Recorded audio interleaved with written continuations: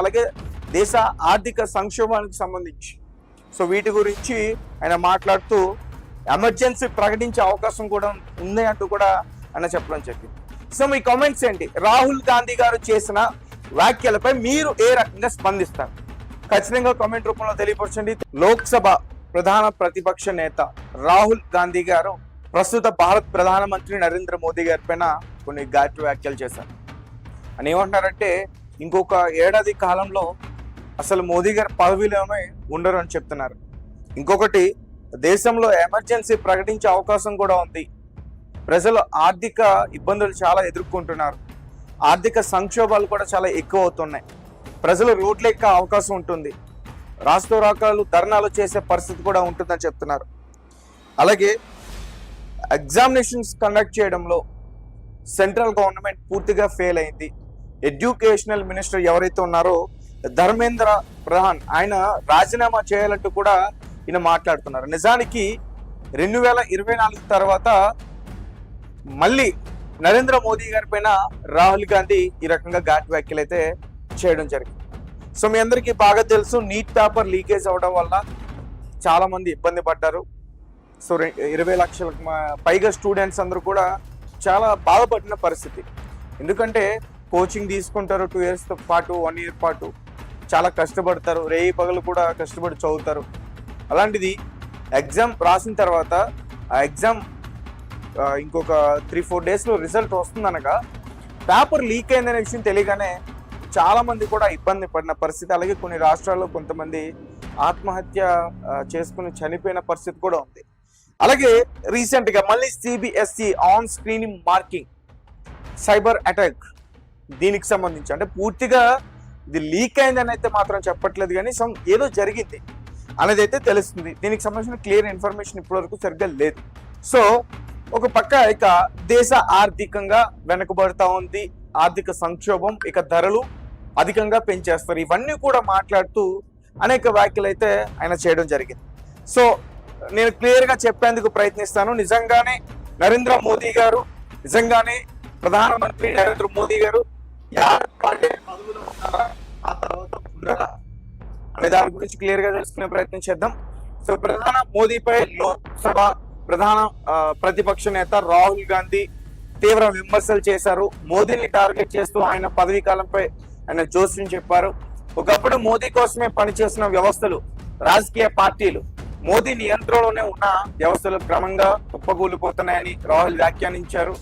Neat 2026 paper leakage తో పాటు ఇతర పరీక్ష పత్రాలు కూడా లీక్ అవడం, ముఖ్యంగా సిబిఎస్ఈ ఆన్ స్క్రీన్ మార్కింగ్ వివాదం నేపథ్యంలో మోదీ ప్రభుత్వంపై ప్రజల్లో తీవ్ర వ్యతిరేకత వచ్చిందంటూ కూడా రాహుల్ గాంధీ నిన్న వ్యాఖ్యానించారు.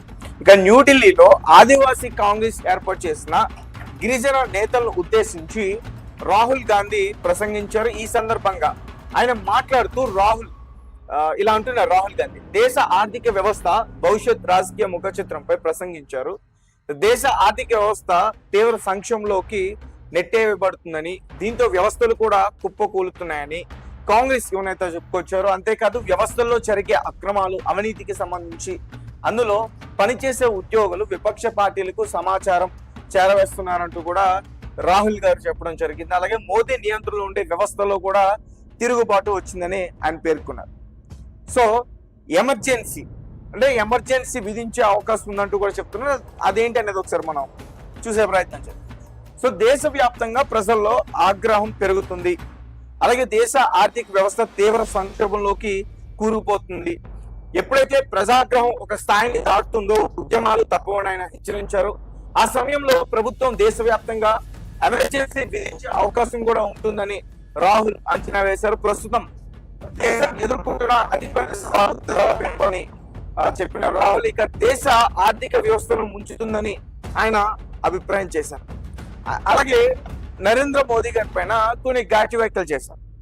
2024 ఎన్డీఏ కూటమి అధికారంలో వచ్చినప్పటికీ అప్పటి నుంచి కూడా ప్రధాని మోదీపై ఈ స్థాయిలో తీవ్రమైన విమర్శలు రాహుల్ గాంధీ చేయడం ఇదే మొదటిసారి. సో విద్యారంగం, పరీక్షల పత్రాల లీకేజీ, సిబిఎస్ఈ వివాదంపై ఈ మధ్య కాలంలో రాహుల్ గాంధీ అస్త్రాలుగా ఉంచుకుని పదే ప్రధాని మోదీ ఎన్డీఏ ప్రభుత్వంపై మాటల దాడులు చేస్తూనే ఉన్నారు. ఈసారి ఈ విమర్శలు మరింత పదును పెట్టారు రాహుల్ గాంధీ. ప్రభుత్వ మాటలు దాడి చూస్తూ ఈసారి ఈ విమర్శలకు మరింత పదును పెట్టారు రాహుల్ గాంధీ. ఈ ప్రభుత్వం పూర్తిగా విఫలమైందని, ప్రభుత్వం భవిష్యత్తును పణంగా పెట్టిందని ఆరోపించారు.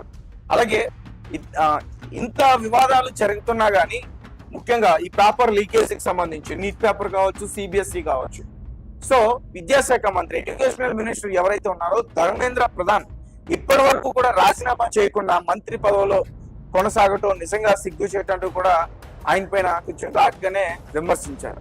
అలాగే ముఖ్యంగా పరీక్షల నిర్వహణలో ఇటు నీట్ పేపర్ కావచ్చు, ఇటు సిబిఎస్ఈ కావచ్చు, అంటే ఎగ్జామినేషన్ కండక్ట్ చేయడంలో పూర్తిగా సెంట్రల్ గవర్నమెంట్ విఫలమైందంటూ కూడా ఆయన మాట్లాడారు. దాని గురించి కూడా చూద్దాం.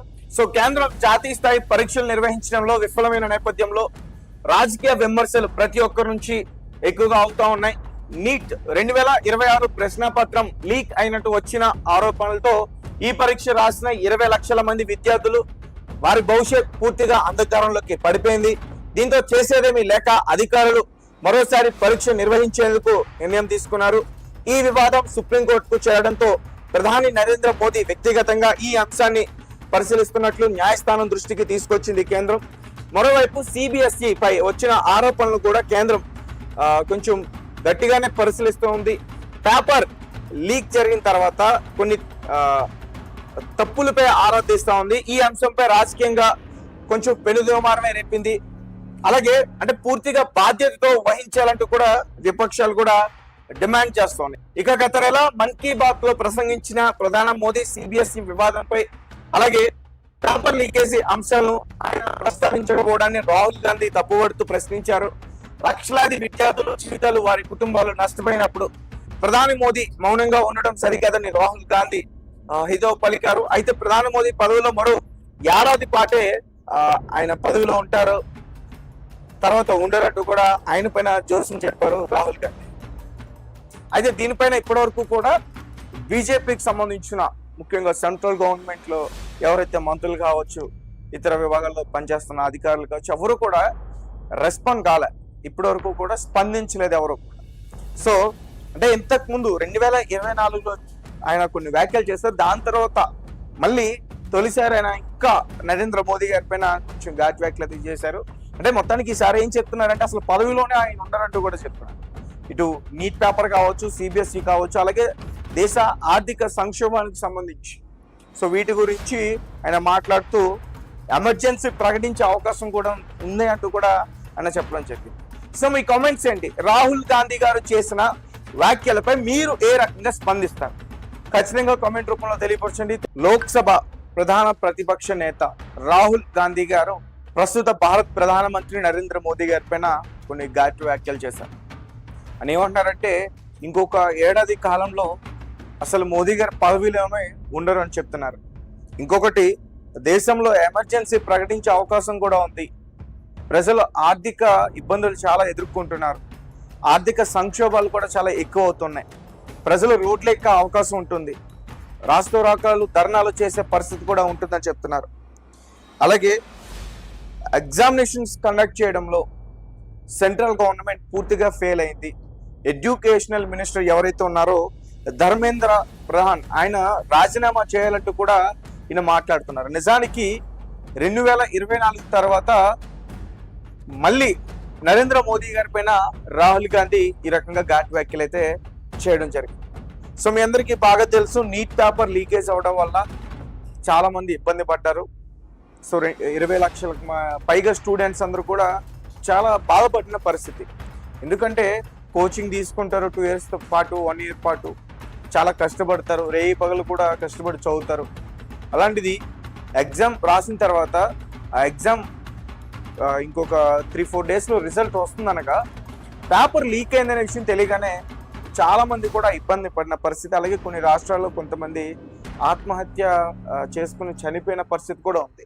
అలాగే రీసెంట్ గా మళ్ళీ CBSE on screening marking cyber attack, దీనికి సంబంధించి అంటే పూర్తిగా ఇది లీక్ అయిందని అయితే మాత్రం చెప్పట్లేదు, కానీ ఏదో జరిగింది అనేది అయితే తెలుస్తుంది. దీనికి సంబంధించిన క్లియర్ ఇన్ఫర్మేషన్ ఇప్పటివరకు సరిగ్గా లేదు. సో ఒక పక్క ఇక దేశ ఆర్థికంగా వెనుకబడతా ఉంది, ఆర్థిక సంక్షోభం, ఇక ధరలు అధికంగా పెంచేస్తారు. ఇవన్నీ కూడా మాట్లాడుతూ అనేక వ్యాఖ్యలు అయితే ఆయన చేయడం జరిగింది.